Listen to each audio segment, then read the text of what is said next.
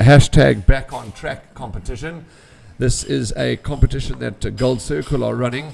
You could win yourself a share of 45,000 rands worth of prizes, and all you have to do is take a selfie, capture the moment of you and your friend or you and your friends on the race course at Hollywood Beds Gravel on Friday and Sunday, and post it online, tag Gold Circle, and the most creative selfie will win.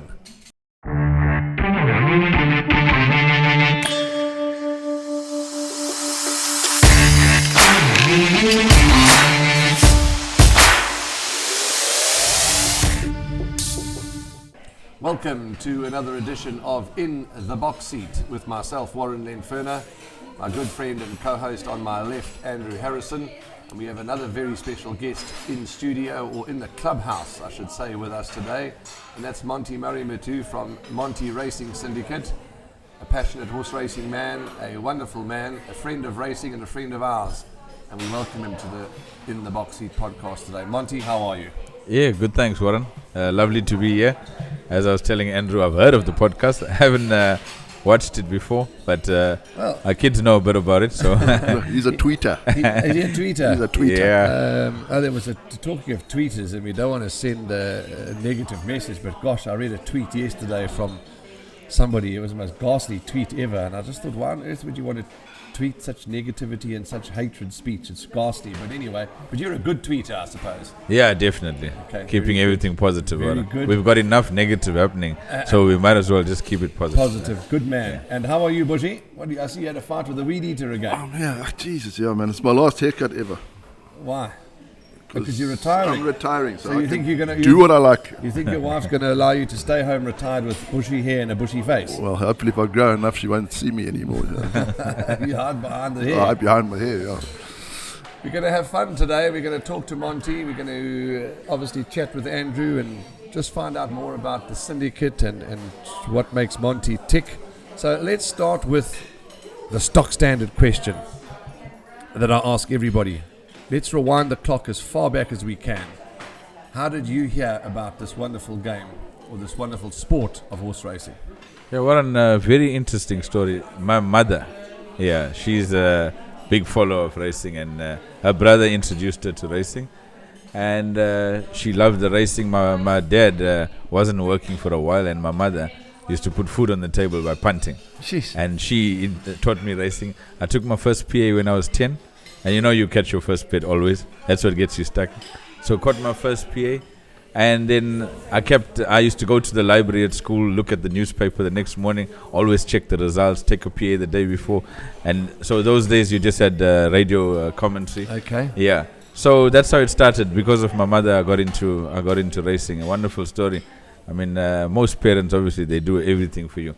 But my mother actually gave me a career, you know. She gave me the start. It's incredible. No, it's usually the father that's on the wrong end of the... Yeah, he's clueless. He's clueless about it. Even up till now, I promise you. But my mother can still tip a good horse. Yeah. You laugh about winning your first bet. I remember the first PA I ever caught was at Kenilworth.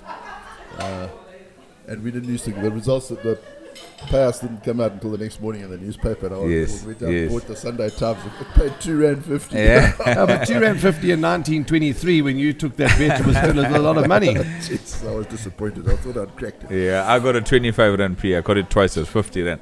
I opened a post office account. It was free bank no charges those days. So yeah. You know, you talk about the first bets when the bar pot, and I didn't know much about the bar pot. I knew vaguely how to take it and what it was all about, but you know, we also don't claim to know everything about the game. And I was a bit green with the bar pot, and I took my very first bar pot and I caught it, and I remember studying and listening to all the commentaries on the phone. And my wife was in the car with me, and she said, you know, leave the phone. I said, the bar pot, I'm going in the bar pot. This new bet is going to pay bombs. You know, and if we went and I doubled up, etc. And first bar pot, I said, I've caught the bar pot. I've got it 6 times or something. She said, is it big money? I said, I'm guaranteed it's got to be big money. I mean, it's impossible. 6 times you got it. She started getting the telephone number of the oyster box to go and book a night at the oyster box. I think it paid R11.50. So we ended That's why you caught it. Yeah, correct. And we ended up going back home to have baked beans on toast. Never mind the oyster box. Tell us about your family, Monty, your immediate family, your extended family, but and tell us about them. Yeah, immediate family. I've got 2 daughters, very much involved in the game. I've had the privilege of interviewing them a few times. They love it. They come, and even before I started the syndicate, they were coming all the time to races. They used to come with me. The big one, now she's 23, and but even when she was like 14 or 13, I took her to Cape Town to the Queen's Plate, and so she's always been involved. They've come, haven't come until now to actually to the stables and stuff, but. So it's a new experience for them, but they'd come to the race course. I think when they were like 2-3 years old, I used to bring them to the race course with their mum. Yeah, so obviously they got their mum, Joanna, my daughters, Kayleen and Kelisha, and then my parents are still living. Okay. And they follow the syndicate as well. There's my sister, she's got shares in a couple of the horses. Okay. Yeah, and then there's my brother. So you're a bad influencer. Yeah. And he's proud of it. And he's proud of it. Absolutely. But the nice thing is, Andrew, when my sisters and when my kids' mum and whenever they come to the track, they either book the view room and they're punting. You know, they're building the torch. You get all the small people coming in, gambling their 500 rand. So it sustains the game, you know. Yes, so getting all the smaller people in the syndicate. Absolutely. So it does a lot. You should get your mom involved. You should. If she loves the punting, you should get her a little share in a horse. I have given her a share. She doesn't have to take a share. She just gets the inside info. Yeah. She's got a share. She's got a share in a horse called King Spear and another one, Amber Glow Star. Fantastic. Yeah, but she punts from home. Hardly comes racing. She used to come to the July before, but punts from home and she loves it. Good, Yeah. Monty. Good. And where do you stay, Monty? I'm living in Radial. Okay. That's near Greenwood Park in Effingham, close to the N2. It's just about 5 minutes from Durban North. Okay. And how old are you? Your age? Yeah, I turned 43 in October. Jeez. Okay. Yeah, so been a while in the game, but just in the last 2.5 years, I've become more exposed. I used to be behind the scenes, obviously, at winning form and stuff. But the last 2.5 years has been interesting. It's been a wonderful journey, and Monty, you started off with Shirley Kruger Racing. Yeah, I started off with Gavin and Eve Becker. I think it was like 1996. The day I finished matric, the next day I started working at Terracels. A friend, a very good friend of mine, his brother worked for Gavin and Eve Becker, and there was a couple years in a row he told his brother, "Hey, please organize Monty a job. He knows maths, and you'll do well with the odds and stuff." And the guy said, "No. If you his friend, then he's probably useless." Like eventually, he gave me a chance, And when I went in there at Gavin and Eve Becker, it was new to me. Luckily, I had some racing knowledge, but the odds and stuff. So I worked as a clerk there. I thought I excelled as a clerk.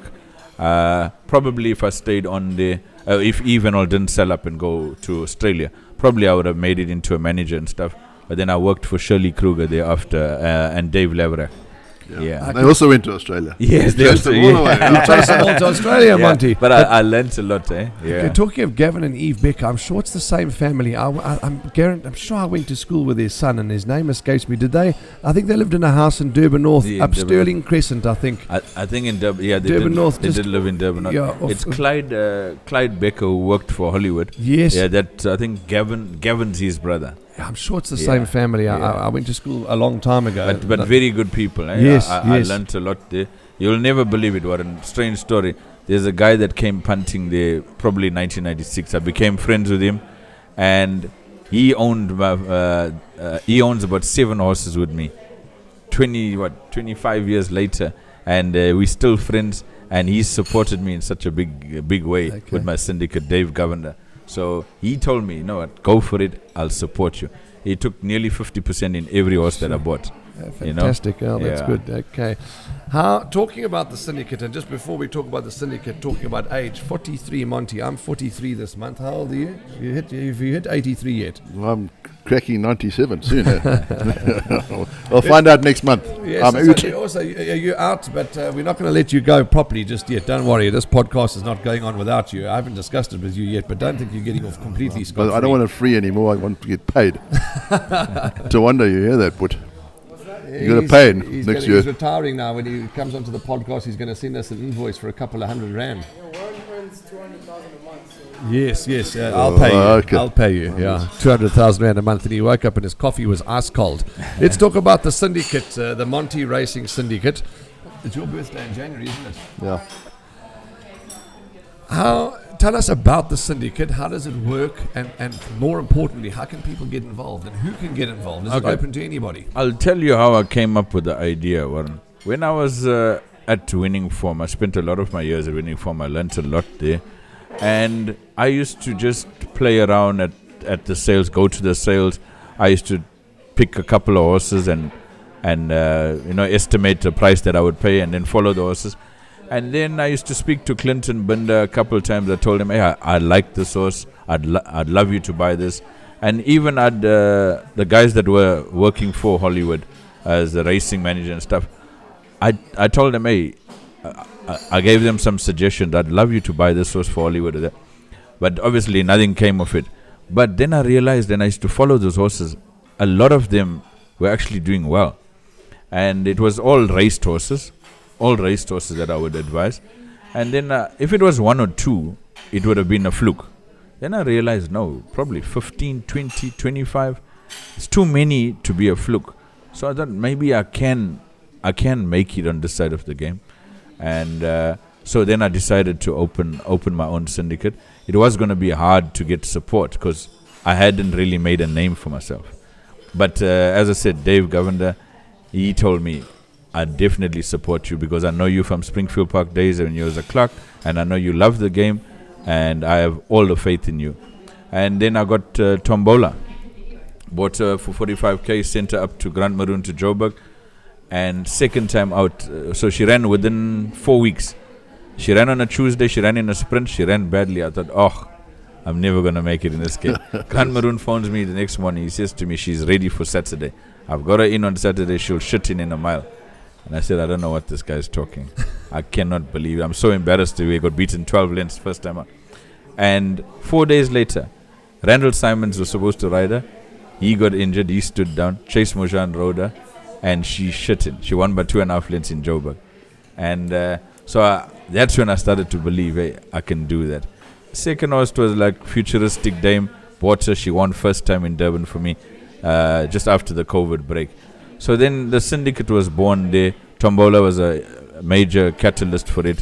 Very grateful to those owners. Bobby has done a lot for me. As I said, Dave Govender. And then, it's taken off from then. It's done well. I've had 12 winners now. I know it won't sound a lot to people outside of racing, but it's just 2.5 years and 12 winners, and it's so difficult. I've known people in this game 15, 20 years. They haven't had a winner. Yeah, there's another friend of mine that's come into the syndicate, Clive Naidu. Very good guy, always supporting me and motivating me. He had horses. He told me he probably spent about 3 bar in the early 2000s with some trainers. Never had a winner. His first horse was Birdwatcher with me. He bought her in May, and on the 12th of June, he had his first win. He couldn't believe it. Now he's involved in a couple of other horses. Let's talk about Birdwatcher, and Futuristic Dame. But Birdwatcher, you seem to the talent or the knack or your strong point, call it what you like, is to look at these horses that are in racing, as you say, that are maybe you see something there. You've obviously watched the reruns, because look at Birdwatcher. Has relocated here and really done so well, and Futuristic Dame, and so you look for, what is it that you look for in those horses? Look, Warren, I spend a lot of time watching replays, all South African racing. It's something I used to do from Winning Form days. Spend a hell of a lot of time. I watch the race live.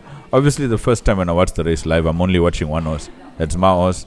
Either if Smunga's riding it or if it's a horse that I like as my first selection. But next time when I watch it, I watch the replay, so I'll try and follow every horse in the race. Look at the colors, follow every horse. Same like what I did in Winning Form. And then if something catches my eye, I'll watch them and then watch their rating. If I see they're too progressive, it'll be out of my reach. I've lost a couple of good horses because it was out of my budget, with a small budget. And they end up being very nice horses. One horse ended up winning the Algoa Cup, But it's fine. But I look at the horses within my budget. I look at their ratings. I look at what races they've been placed in. If they're running a lot of plate races and they're out at the weights. So if they're in other handicaps, under sufferance. So I see a lot of things. Or even if I can think, this was I actually think could be a miler, and they're racing it over 2.4 or 2,000. So I take a chance. I try to approach trainers as much as possible. Don't really like to go behind their back to the owners, you know. And then, I've been lucky. As you said, Futuristic Dame, she was racing in Cape Town. I thought she was running in much stronger fields. But I used to watch her, although she used to get beaten at the end by about 4 or 5 lengths in Cape Town. But she would move up. She had a spark in her. And but I must be honest, I was shocked when I brought her here in Durban. And Nathan got her to win first time out. And she was bulked on the rail. And she flew up at Gravel. It's not easy to recover. She won a beautiful race. She had another win for us. She's gone to stud now. Okay. She's gone to stud now. In fact, she's at Camargue, isn't she? Camargue, Brett Lawns place. Yes, that's right. That's I think right. You Yes. speak to Candice. I think she's got some lovely photographs. Yeah. She was there No, we yesterday. love her absolutely. She was stone dilly. She'd never want to get on the track here with Nathan, and he persevered. Nathan did a wonderful job with her, and everyone here at Summerfeld knew her as being dilly. I put Smunga on her once, and he rode a brilliant race. She got beaten a short head, and he says, "Please, I'll do anything for you, but I'll never ride the horse again." Yeah. So she was that dilly, huh? Yeah, she was that So, Monty, dilly. do you also look at pedigree? So, I mean, if Futuristic Dame has gone to stud. There's always a knock-on effect if you buy a decent filly, get it to win 2 or 3 races. Yes. Yeah. She was very well bred. I was very surprised when I got her for 40. Obviously, Mike Robinson thought, hey, It's also dilly, he thought he's getting a good deal. I thought I was getting a good. I mean, she's master of my fate, and she's out of a Captain Elmere. Her mother, Justin Snade, trained her for Team Vela, highly decorated. She won the Cape Fillies Championship, so she's got wonderful pedigree. So, and we owe it to her for the joy that she's given us. We owe it to her, you know. Monty, how would somebody who wants to get involved in the syndicate? They just contact you? They contact me. As I say, I specialize in raced horses because not everyone, I feel, wants to wait 8 or 9 months to have their horse race for the first time. And then there's more huge possibility of we coming back to them and telling them, listen, this horse is not good enough. It's going to be useless. You know, I do get the odd unraced horse, like the Brief. I bought him at the November sale last year. I paid 45,000 for him. Wiley Hall. He's run 4 races and he's run 2 fourths, a third and a second. He's progressing nicely. But you need a lot of luck when it comes to unraced horses. A lot of luck. You're actually quite it's a shrewd. One of the few blokes that's actually worked out that if you can make money by, well, not make money, but you can enjoy it, be successful and enjoy things by buying raced horses because you know what you're getting basically. Yeah, I know everyone wants to. Of course, I want a classic horse. I want a champion and stuff, but it can come in time. But the bottom line is, I'm more experienced in watching a horse. At least I can see what it's about, and rather than I need to learn a lot about an unraced horse. I got plenty to learn. I've got the right people to learn from. I learned from Nathan. I learned a bit from Sinjan. So, but it's going to take time. So, I'm not going to ask clients, get involved with me. Let's get a 200,000 and unraced horse. Sure. I'd rather get 4 horses, raced horses at 50k each. And I'll buy them this week, and in 3 weeks' time, they're having their first run. You know? Good point. Very, very good point. You touch on. We all have to. We all learn in this game every day. I mean, but if everybody had the time and the patience like Monty's got, if you sit and watch those replays, if there are 10 horses in the race, you watch every horse. You watch the race 10 times, and you just keep an eye on one horse. It's quite often, if you're looking for a winner, you don't look in the first 3. You look at what ran 5th or 6th. That's especially if you look and when you study in the form. Obviously, I studied the form before the race. Sure. So I know the strength of the field. So there's a horse that can get beaten 4 or 5 lengths in a strong field, and it won't be really fancied. And if he'd look to me, you know what? And he's in a smaller yard. I can improve on that, and he'd face weaker fields, especially if he's in Joburg or Cape Town, you know. And you put your money down, spend 40k. As I said, Futuristic. She was running 5 and 6 lengths and 4 lengths behind. I thought she was a steal, and she proved it here. Yes, You know. yeah. Yeah. And Tiger Tank was another one that you brought. Yes, Yeah. Tiger Tank. I must be honest. Matthew Lips, him and I, we spoke, and he told me, have a look at this horse. I went and I had a look at the replay one day. Tiger Tank, straight up, I think Duncan's horse won the race at Scottsville, and I remember that field. It was a strong field. Kanamaya had a horse in the race as well, and I was impressed with straight up in that race. And then I had a look at Tiger Tank, and I saw he got beaten 4 lengths. So I had my eye on him, and I waited for a couple runs. He didn't do so well, and I got a little bit worried. Then I made an offer, and then they came back to me and they said to me, listen, we think a bit of the horse. We're gonna persevere with him. He'd never, in 10 runs for the previous guys, he'd never run a place before, and what he's done, unbelievable. I cannot believe it. I doubt. I'd love to have another horse that ever does that. He's had about 11 runs for us. I think he's run 6 seconds, 3 firsts, a third, and a fourth. 11 out of 11 in the first 4. Yeah. And I think he's become a bit of a fan favorite at Greybull. When he's in front and he's galloping, I've heard the boys, the grooms, and everything from other yards. They all shout. I couldn't believe it. The one day, I think in June, in the Breeders' Day, he got beaten a short hit by Terry's horse. Have a go, Joe. We shouldn't have been in that race because we were so badly out at the weights. And when they turned for him, I wondered which horse the guys are shouting for. Yeah. And everyone was shouting for Tiger Tank. And he just got beaten on the line. He's been incredible. Horse. You saw his comeback run the other day. He won. He's an incredible And he doesn't even have to lead. I mean, the other day there was good tactics. The guys tried to take him out of his comfort zone. But then he quickened and he still held on. I don't know this. And he's still a colt, eh? The 5-year-old colt. And I remember when I spoke to Nathan in the interview, he said he's such a wonderful, kind horse to work with. Unbelievable. He's given us so much joy. Monty, you had a stint at Winning Form, Hollywood, etc. Those, you learnt a lot. Those days helped you with your foundation. Yeah, 100%. It was tough days. I'm not going to lie to you. I worked like you cannot believe. I promise you. I don't think I could be able to work like that again. I used to work at 2 and 3 and 4 o'clock in the morning, and from 7:30 in the morning till the next morning, but I learned so much. I'll never ever regret anything from working all those hours. I learned the most. I used to always say to people, when everyone's sleeping, I'm learning. I used to watch replays. I used to read the Stipes reports. I had to teach myself there. I had before Matthew Lips left. He helped me, taught me a lot. I was going to say, we both had some time with Matthew, Yes. the legend of the game. Oh, 100%. And, Owen, I learnt a lot from him too. Must be grateful for the opportunity. I came in green just with a love for horse racing. Yes. Matthew Stevens helped me a little bit. That's right. I wasn't scared to ask questions because it was a field that I never grew up in, And the guys were kind enough. As I said, I learnt a lot from Matthew Lips, Owen, and... You were actually fortunate that you fell in with some legends of the game. 100%. They're different class when it comes to... I've learnt so many different avenues from being at Winning Form. I'll tell you, I even learnt forecasting betting. Learnt that from Owen, and progressed in that in different fields. And I never thought one day I'd be having my own syndicate and studying breeding and going to sales and stuff. All that opportunity came from Winning Form. So very grateful for that. It was a great time there, Warren. And the work was tough, but I became a perfectionist. So I'd put in hours and hours. I'd obviously encourage any youngsters, put in the effort, but you can't instill passion into someone else.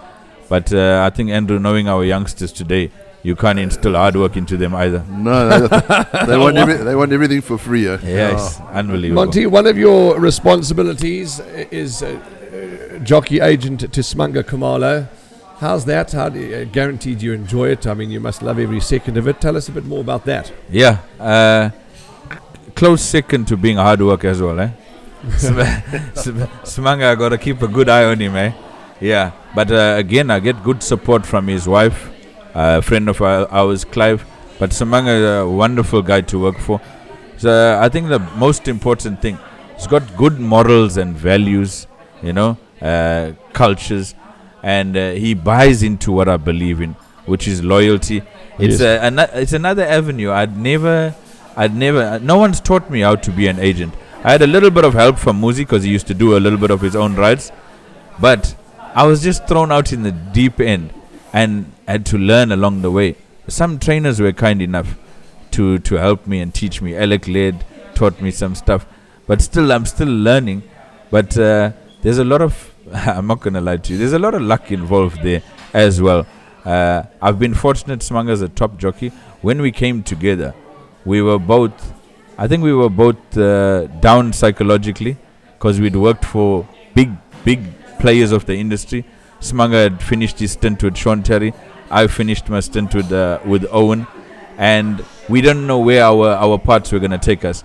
So the one day when I went up to Joburg to meet him and discuss, we were just driving aimlessly, and I was telling him, it's such a strange, funny story that God brought us together, and we both reached the pinnacle in our respective places in the industry, and now we're at a strange place where we're looking to find where do we go, because we were the truth is we were a bit down where we were, and I looked at him and I said, but you know what, we're gonna make it.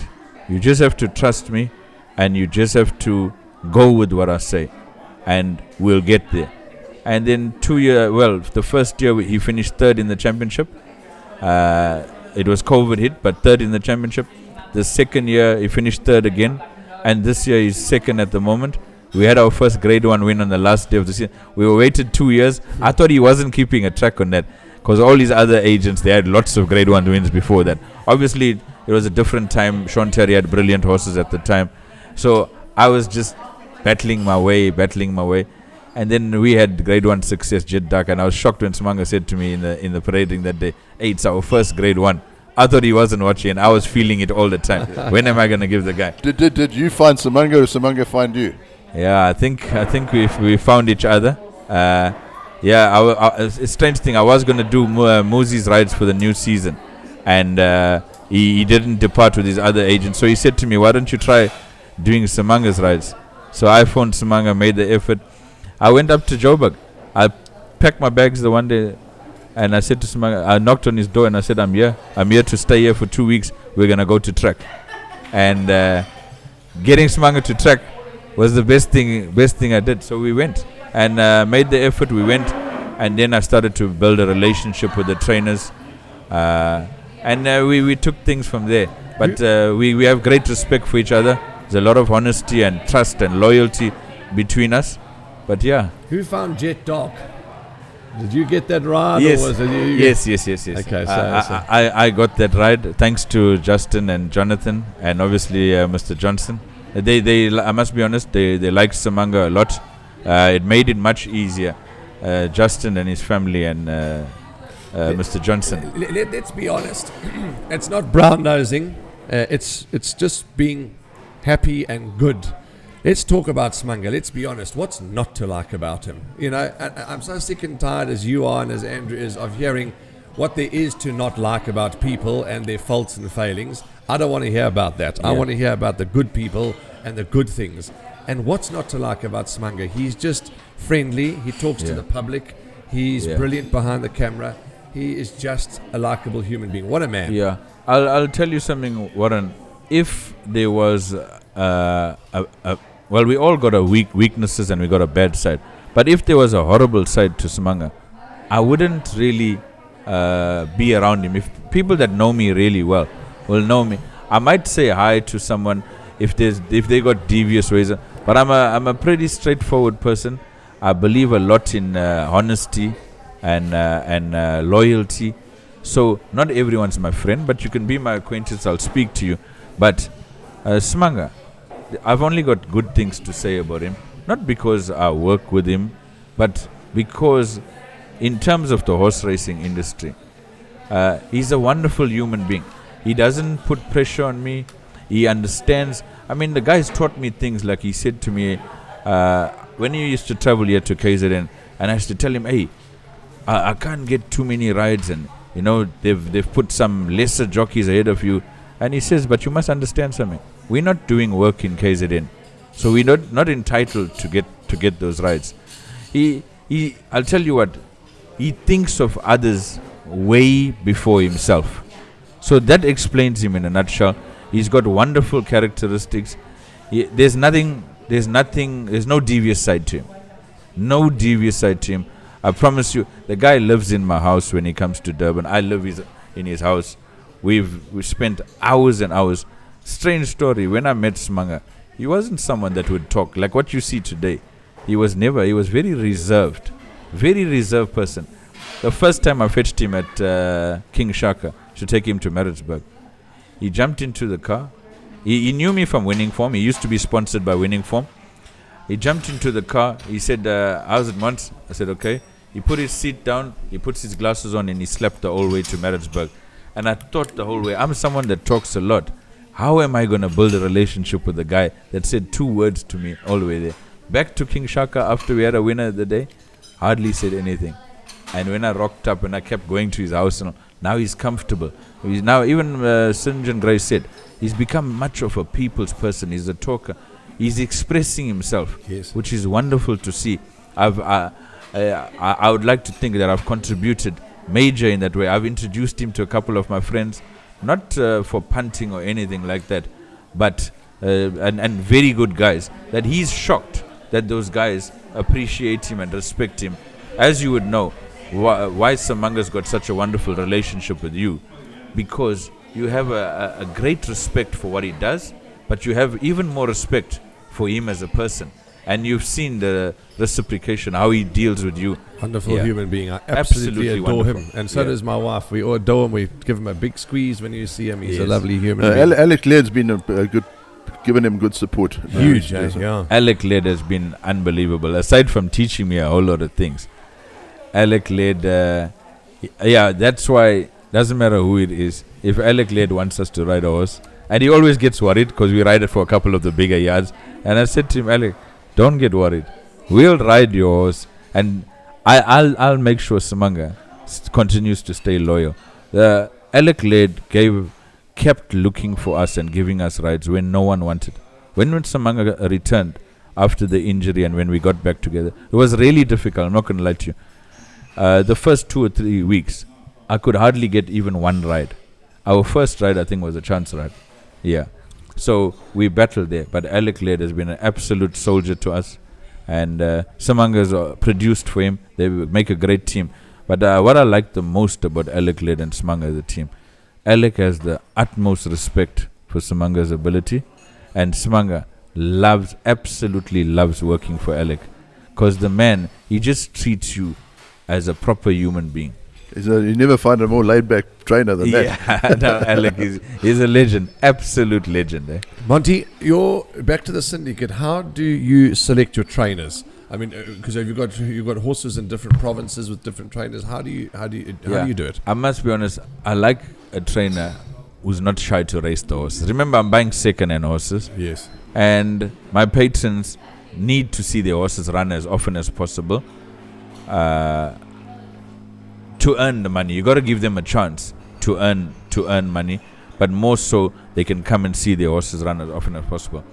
Obviously, if the horse has got an issue, that's understandable. I mean, Tiger Tank went through African horse sickness, so we waited for him to come back. By that time, he owed us nothing. He already did. He paid a few times over for us. But yeah, that's the first criteria I look at. So I would not necessarily go to a trainer that races their horses once in a while. So I follow those things. And then I also look at certain trainers who would enjoy racing a particular pedigree. Like it was a no-brainer for me. Futuristic Dame was my Master of My Fate. And Nathan, I noticed, he'd done well with Master Keys and he loved Master of My Fate. So I used that. Duncan, I always wanted to own a horse with him. So when I got Birdwatcher, I didn't think about anyone else. I thought about Duncan because I know Duncan's a top trainer, and he did it. And he was going through a bit of a quiet patch, and I just thought, you know what, it would help him. I hope I can get a nice horse, help him to get back, because I enjoy speaking to him. I know a lot of people talk about Duncan hardly speaks, whatever, but he speaks to me. He makes me feel welcome. He's been an absolute pleasure to deal with. And you'll back me up there. He speaks nicely. He's to the point. He wants to achieve, and he doesn't take. Yeah, he doesn't bullshit. He doesn't. He wants to achieve, and he doesn't take nonsense. Yeah. That's Duncan. No, he's been amazing. As I said, we formed a WhatsApp group, and he's been amazing to the guys. I mean, transparency. He puts updates. Yeah, no, the guys that I've got horses with has been good. And I must be honest, Warren, I'm a bit of a guy for the underdog. Yes. So I love the underdog. I think tomorrow, if I had 200 bar, I'd still wanna achieve Grade 1 winners with the smaller guys. Yes. Yeah. So I'd want to make the smaller guy a bigger guy and give him the opportunity. Yeah. Monty, in the syndicate, and we know all the horses are loved, whether they're good or bad. When I talk about good or bad, it's not their form, whether they've got good form or bad form. All our horses are good in our eyes, and we love each and every one of them. But who's your favorite? Do you have a favorite? I don't think I have a favorite. Obviously, Tombola's got a very special place in my heart because she's the first horse that I ever purchased, and she won for me. She won 3 races for me. I think I love all of them, even the ones that are not doing so great or they're placing and not winning. I think the Brief is one. It's the first ever unraced horse that I picked on my own, and so I can't believe. I must be honest. I didn't think the pressure was on until when he was ready to race. I'm thinking, please don't be useless. Please don't be. But Nathan kept assuring me, no, he's actually going to be okay. Even after Smanga rode him the first time out, I ran a cracker at Scottsville. I said, hey, I hope this horse can win a race, please. He says, are you joking? He'll do okay, this horse. So I was just shocked because, as I said, I have a lot to learn in picking unraced horses. Yeah, a lot to learn. Monty, we have a question from our producer, Tawanda Taravinga, who's actively involved in the game now too, as you would have seen. I've got a few more that I want to ask you, but let's hand over to him. He's got a question for you, so let's find out what he wants. Speak up, you're through. Speak up, you're through. So my question for you, Monty, is can you please help us get Smanga and Muzi on Off the Rails? Off the Rails. But Monty doesn't know about the podcast. He's not a social media man. But Off the Rails is this called Off the Rails? No, this is called In the Box. In the Box. Off the Rails is another. Off the Rails is a show that Tawanda does, and he matches up two people. Two people. It doesn't do it with animals can't talk. Yes. Two people. It does help. It does help. Two humans, two people, and they just do like a question and answer. You know, it's a very much a fun. It's a fun. And he teamed up Cole Dickin and what is the Cole Dickin and Pumi Mamjoka, and they just had fun. It's about 4 minutes. Okay. I think so you're in a team up Muzi and Smanga. Yeah. Okay. Well, I hope Smanga wins. Yeah, I'm sure I can arrange that. I'll speak to them. Definitely, I'll definitely. So there we go. So that'll be nice. That'll be good fun because they're both two respected jockeys. No, 100%. Two top jockeys, 100%. Okay, let's move on to it's as we discussed it while we were having breakfast, and I think let's discuss it now. We were just talking about ways to get the game to grow and get the people to grow and. You mentioned a word there earlier on appreciation. We seem to have lost the appreciation, or some people seem to have lost the appreciation of the game, of what we get out of the game, of what the people do and what the people don't do. And we seem to be quick to knock one another. We seem to be quick to want to push each other down. Why is that? I mean, what is your opinion on that, Monty? Yeah, that's the saddest part. As soon as someone makes a mistake, obviously everyone in the industry wants to knock them over, you know, whether it's a presenter or whether it's a jockey or whether it's a trainer. And very few people come back. When it's proved unfounded, very few people come back and would ever apologize. I don't know what it is, but it makes for new people coming in, it makes our industry look really horrible, you know. I must be honest, yes, we do have some strange and devious and mischievous people in the game, but there's also some wonderful people. I've met some incredible people in horse racing, been lucky enough to meet them. And how do we attract? I think the problem is we all don't think of the bigger picture of sustaining the industry for future generations. You know, I understand everyone wants to think about their own business, You got to think about your own business. But it's like bringing an owner into the game. You know, you have to look after him as long as he's with you. If you're a trainer, look after him. If you're a bloodstock agent, look after him. You know, if he has a bad experience, he's gonna go away. He's gonna go away and tell a lot of people out there. There's obviously millions of people out there that have heard about racing and would never want to get into racing. They've heard the bad side of things. You know, try and keep it positive. I understand a lot of people's frustrations. Yes, they want things to be done more professionally and stuff. But if we keep working against each other, how is that going to help the industry? You know, we need to get people away more year into horse racing, away from the casinos and stuff. We need that income into our game. But I think people within the industry, the trainers, jockeys, and all, first thing we need to alert people is, if you have too much of an expectation, that's where you're going to fall short. I had an owner here this morning. He owned a horse before, and it didn't go so well a couple of years ago. So I gave him a 10% in a horse. Let him look at his horse. So I told him, if you're coming into the game with the idea that you're going to make money owning this horse, it's already you on the wrong foot. Yes. You're not going to make money on it. But what you will get out of it is the pleasure. You'll get the pastime. It'll become a hobby. You can bring your family here to the stables. You can meet Nathan. You can come to races, meet the jockey, watch your horse run. But I don't create the expectation. And then whatever happens is a bonus. But you tell them up front, there could be every chance your horse won't win. Could be every chance there. But we can definitely give you a wonderful experience. Yeah, it's all about the experience, which I think most people sort of miss the point. A lot of people come into the game and think, well, we'll buy a horse, it'll win us a few races, we'll win the July and we'll be rich. It doesn't work like that. Easy game, yeah, they think that. No, but the experience, I mean, for me, just to be, I still never take it for granted being in the parade ring, Andrew. Through winning form, I got to be in the parade ring. I got to go to the JNB Met, got to go to Summer Cup, got to go to the July. I still don't take that for granted. It still makes me feel unbelievable. It's a bit of a privilege to actually be in the parade ring. 100%. For me, I like to make a spectacle of the owner. Of yourself. Don't you start. I'll jab you in the arm with this toothpick. For me, I like to make a spectacle of the owner because, yes, everybody plays a role in racing, the breeders, everybody. But for me, the owner, when his horse wins, that's his time to shine. That's when he needs to be applauded and heralded and thanked. And for me, that's his moment. Yeah, I must be honest, I follow those interviews closely, and I've told you this before. Not because of how you've treated me when I have a winner or even when I have a runner, but I've watched you for a while.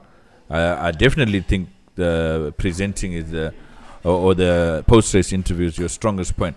I love what you do for the owners. I mean, that couple that had a winner Yata the other day, I was watching from... Kelly and Darren had Yes, I was watching from home. You made them feel so welcome. They must have felt wonderful when they went from there. They spending the money. The owner's spending the money. He deserves to be treated like that. When he gets back to stables, we take it for granted. I mean, I get wonderful treatment from Nathan. I've watched him with his other patrons. He's treated them very well.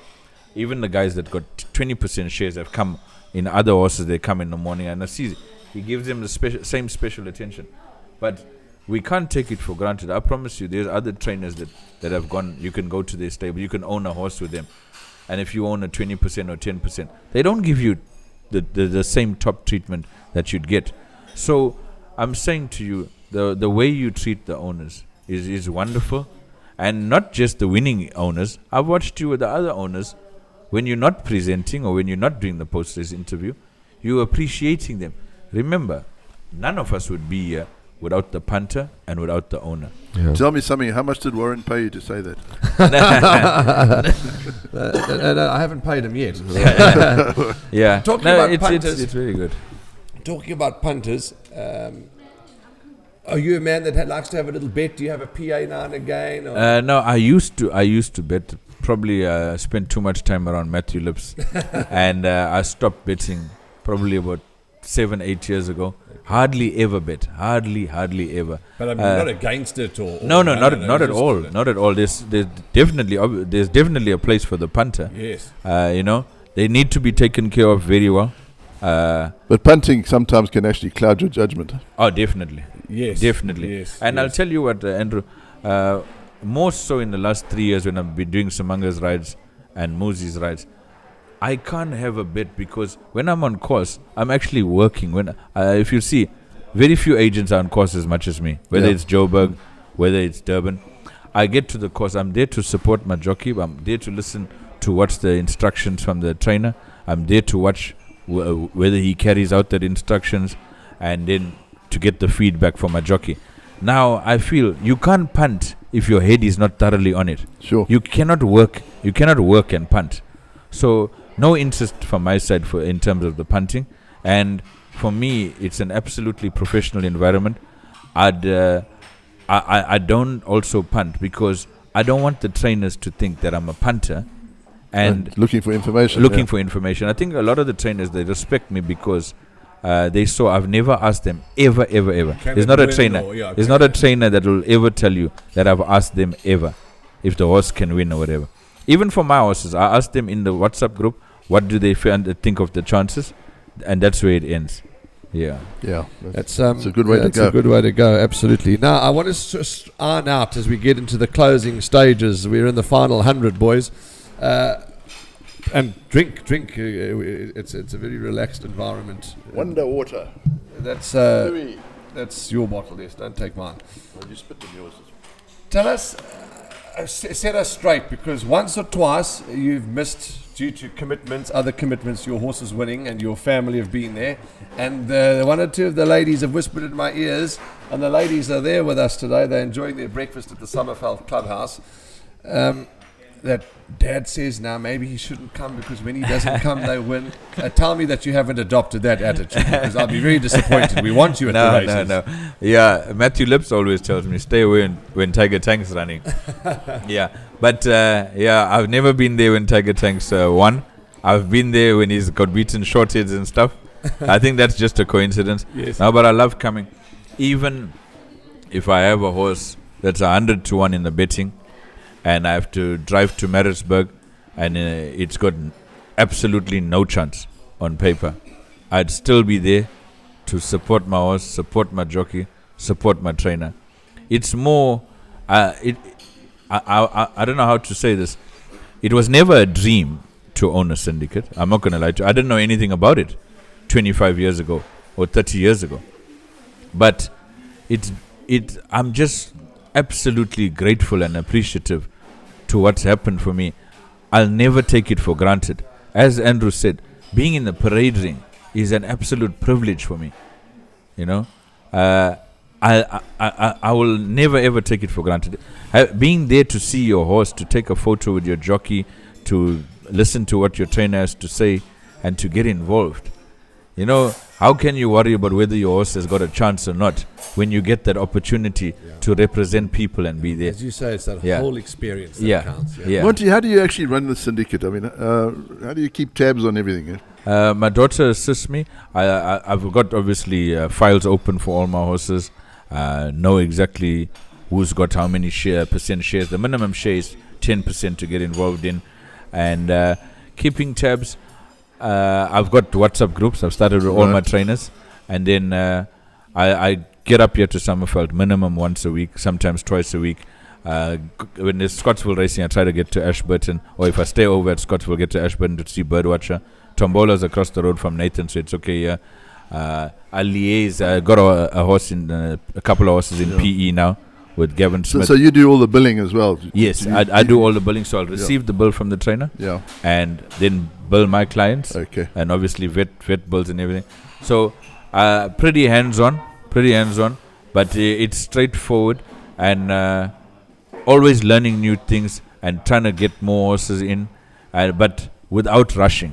Sure. Without rushing. I don't want to rush and get. Do you have a maximum of people in a syndicate, or so it'll be 10 if it's 10%? So yeah, but some guys take 30% or 40%. Yeah. So, but I try to give all the guys that are in it a a chance. So I'll offer them and tell them within the next 2 hours I need a response. So if someone doesn't come back, then I'd look for new. So guys, it's not like the Aussies where they sometimes have 15 to 20 people involved in a horse. I know. I try to Try to avoid that. Yeah. Although the crowd looks big there on the course, but That's right. That's as long as they bring their friends and family and they all enjoy experience the moment. Yeah. Last point of discussion before we wrap up and you get your head around Sunday's racing, because I want to hear one or two horses that you like. You've tried to get involved and you have got involved and you've experienced various aspects of the game. TV presenting being one of them. You came and did a stint with us, which was fantastic to have you there. But there's a new youngster that's in the industry that's, I'm proud to say, taking the industry by storm. He's sitting just next door to your daughters in the far corner. A young presenter by the name of Raheel Radhikrishna. Why I'm getting to him is what bit of advice, I mean, from don't get me wrong, not an old man, I'm saying from an older gentleman compared to him. He's a very young kid. You've obviously seen him work. He's sick for the game. He's passionate for the game. And what piece of advice would you give him? Having experienced being behind that desk in the studio. Okay, he needs to bring a lot more of his friends to the game. That'll be. Is that the first bit of advice? That's the first bit. Yeah, it's good. I've seen him and I've heard him, and I've watched his friends that come along, youngsters. Yes, that's what we need in the game. Yes, and I'm glad he's passionate about it. And when he's in the right company there with you guys, he'll continue to learn. Yes, he looks very interested, and there'll obviously be criticism. There'll be hurdles along the way. As I said to him just now, you got to have a thick skin to be in the game. You must remember when you're presenting and you're tipping, you only judged on that. It's same like a jockey. He's only judged on his last ride, you know. So the same thing. But it's good to get the new blood in. And as I said, these are the guys that's going to bring in more youngsters. We need them. We need them to spend their pocket money back in the game. We need them to buy shares. We need them to get, yeah. You were talking earlier on about getting Smanga out of his shell. Yeah. I certainly enjoy, I'm a very extrovert. I'm a loud person. I'm loud, Bushy? Too loud. And I love the people that are introverted, are quiet, and I love seeing them coming out of their shell. And the one man sitting on my right here, who's our producer, I'll never forget the day that I met him for the first time. I walked into a room where he was sitting, and he was sitting in a chair, slouched down with a hoodie right over his head, stuck up in his shell. Now, a couple of years later, we can't shut him up. So I love to see that. And Raheel is the same, an introvert, and I see the more he's with the TV department, he's more with his colleagues, the more he's meeting people, he's coming out of his shell, and I love to see that. No. And with Smanga, you've done the same thing. Yeah. That's what I like. And if you look at both guys you're talking about, both are youngsters, which is wonderful. Carry the flag going forward, you know. And you're speaking about Smanga. I'll tell you the interesting part about Masendika, which also helped it to grow. Remember, from the start, I got Muzi and Smanga to ride most of my horses. If they got decent chances, I'd put them on. And if I could get them better rides, I'd always put them on the better rides. Sure. You know. But it's not every syndicate that can have the privilege of saying you can have the services of Smanga and Muzi, two of the better jockeys in the country, to call upon. You know. So and the guys have done brilliantly. I mean, Muzi's had a lot of winners for me. Tombola, Tiger Tank, Futuristic Dame. Smanga continues to have a lot of winners for me. So, very grateful for them for riding my horses. And I think both guys have also appreciated what I've done. Yes. It's changed the game for them as well, especially here in KZN. They've got more horses to ride. They've had more chances. It's built them up. They're visiting jockeys now. They no more reside in KZN. So when they come across, they got my horses to ride when my horses are there. So we've complemented each other. The syndicate has not only helped me, it's helped me in the agency game, with rides for them. And it's built my relationship with trainers. So the syndicate, I think I haven't stopped to realize what I'm achieving. And I'm very grateful and very proud. But obviously, working for Owen, You don't stop and enjoy things. You just keep going and trying to achieve the best, you know. So I wanna take it to new heights. I've learned that from my winning form days. You enjoy the success for temporarily, and you move on, and you have new ambitions and new goals, and you get there. So I do have my goals, and I'll work tirelessly day and night to get there. And I think I've got some wonderful patrons that support me and trust me, and we're gonna get there. Monty, we'll close off in a moment. We just want to quickly give the viewers some information about racing that takes place on Sunday, the 12th of December 2021. Nearly Christmas. What are you getting for Christmas? Have you spoken to the wife? Yeah, I've got to kick out the door. you got to kick out the door for Christmas. Don't forget to buy your wife a present. Andrew's been married 39 years, and I still have to remind him to buy his wife a Christmas present. It's the 25th of December, you do know that. Is it? It's not earning enough. He's not earning 200,000 like I am. Now, horses, Gravel on Sunday. There's plenty of racing in KwaZulu-Natal. I believe the statistic was 9 race meetings over the last 11 days or over the next 11 days. The point is there's lots of you racing. got lumbered with 3. Yeah, lots of racing in the province. Talk to me, anything that you like for Sunday, where we're going to be racing at Gravel, I Hollywood think it's Bets one of Gravel. those tricky cards. It's a tough card. Yeah, I don't see any sort of standout bets, but in the first race, I like Quizmaster. I think he should come good this time around, and it's got to beat Joshua Hot Snake. I think those are the two there. Okay. And gone for a roughie in the last, Faustina. Comnadu's horse. Yeah, I watched it. It's a bit of a dill, but Okay. he's got ability. Okay, so Quizmaster and Joshua Hot Snake, and a little bit of Faustina later on for Andrew. I've picked out 3 horses. The 4th race, number 4, Shape of You, also from the Gareth Van Zyl stable. Serena Moodley's going to ride. This for the Hollywood Syndicate. Then in the 5th race, Naval Secret, the ever-consistent grey son of Captain L. I give him a big each-way chance, and I'm expecting a huge run in the 6th race from horse number 5, Tuck Tuck, from the Peter Muscat stable. Very impressive winner at his last start. That's in race 6 to double check, which is at 3:30, Tuck Tuck.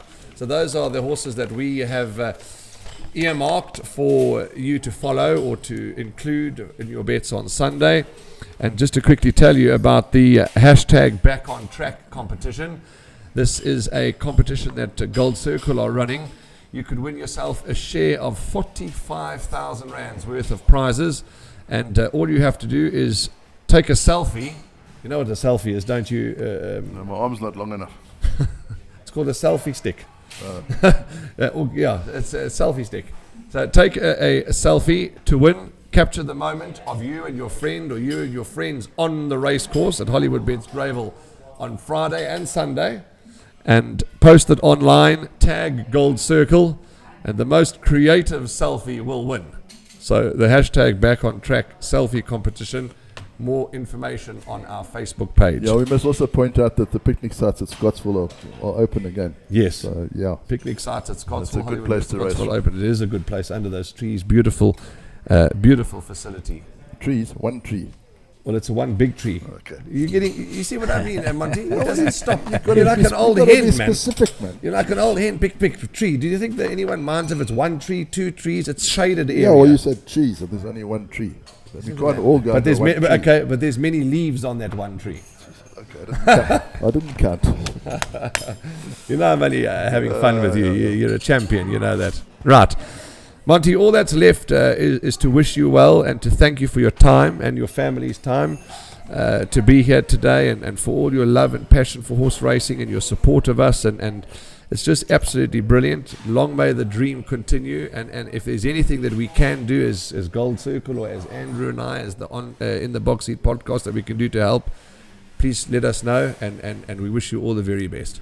No, I really appreciate it, Warren. Thank you for the guys for having me on your show. Thanks to Andrew and you. I know you guys are behind me, and I've got a strong team behind me, and gonna go from strength to strength. We'll see you in the July, tough number industry. 1 box. Yeah, that's the dream. That's the dream one day. We're inching closer to Christmas, and it's my birthday. Don't forget, I want a birthday present. When's your birthday? I'll let you off the hook for Christmas present, but I expect a birthday present. When's that? 27th. Oh, I've got no money by then. I'm only joking with my good friend. His friendship and his continued support is a good enough present for me. It's Christmas time. That's the point I'm trying to make. We'll have a festive show as we inch closer to Christmas. But thank you, each and every one of you, for your contribution, for your support. And I'm going to carry on banging on that drum. Be nice. Don't be wicked. Don't be horrible. People don't like wicked, horrible people. We like nice people. From Andrew Harrison, Monty Mariemuthoo to Wanda Taravinga, the whole team at In the Box Seat, we wish you very well. Stay safe and stay blessed. And we'll see you, as always, in the number one box.